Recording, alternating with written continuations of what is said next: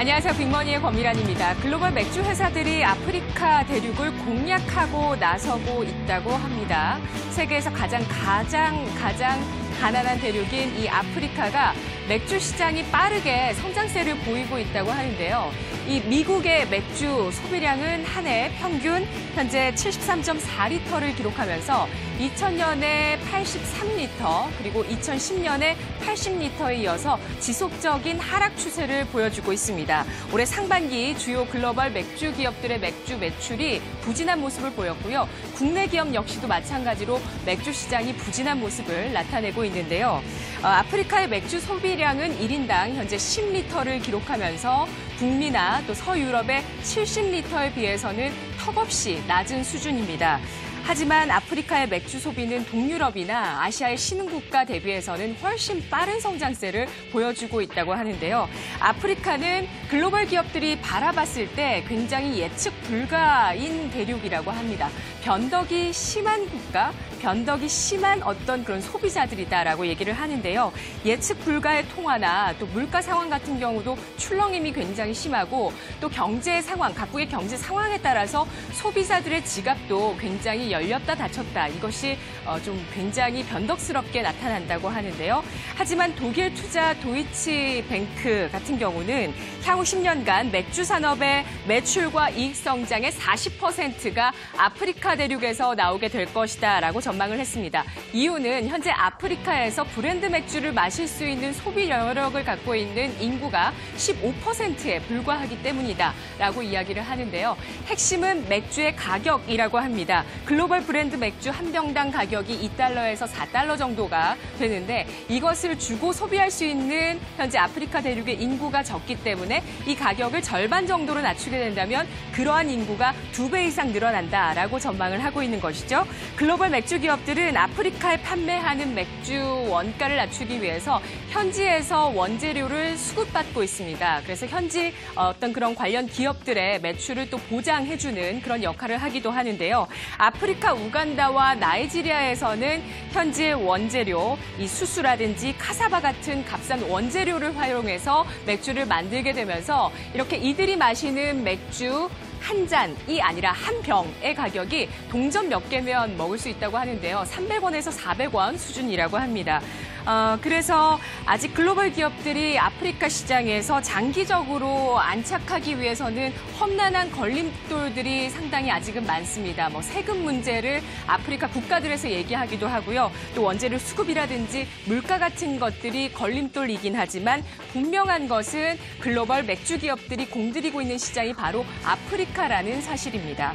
G2인 중국도 아프리카 대륙에 공을 들이고 있는데요. 지난 3일에서 4일 이 중국 베이징에서는 중국 아프리카 협력 포럼 정상회담이 이렇게 열렸습니다. 굉장히 큰 규모죠. 시진핑 중국 국가주석은 포럼 개막 연설을 통해서 아프리카의 발전은 무한하고 아프리카의 미래는 희망으로 가득하다. 누구도 중국과 아프리카 간의 대단합을 깨트릴 수 없다라고 발언을 했습니다. 그리고 시 국가주석은 앞으로 아프리카에 추가적으로 600억 달러, 약 67조 원의 자금을 더 투입하겠다라고 발표를 했는데요. 이에 대해서 중국 내부적으로 굉장히 비난의 목소리가 높아졌습니다. 중국도 어려운데 누굴 돕느냐라는 것이고요. 외부에서는 중국의 이러한 투자가 차관 형태로 이루어지기 때문에 아직은 가난한 국가들인 이런 아프리카의 부채를 이렇게 늘리는 것이 과연 타당한 것인가라는 이야기들이 나오고 있는 것이죠. 9월 7일 바로 오늘은 중국의 1대1로 프로젝트가 5주년을 맞이하는 날입니다. 2013년 중국은 1대1로라는 중국 주도의 신실크로드 전략을 발표하게 되었는데요. 앞으로 2049년까지 현대판 실크로드를 구성해서 중국과 중국 주변 국가들 간의 어떤 경제 협력이라든지 무역 합작을 확대하기 위해서 이러한 실크로드를 만들자라는 중국의 프로젝트고요. 현재까지 5년 동안 총 1,123조 원의 자금을 썼습니다.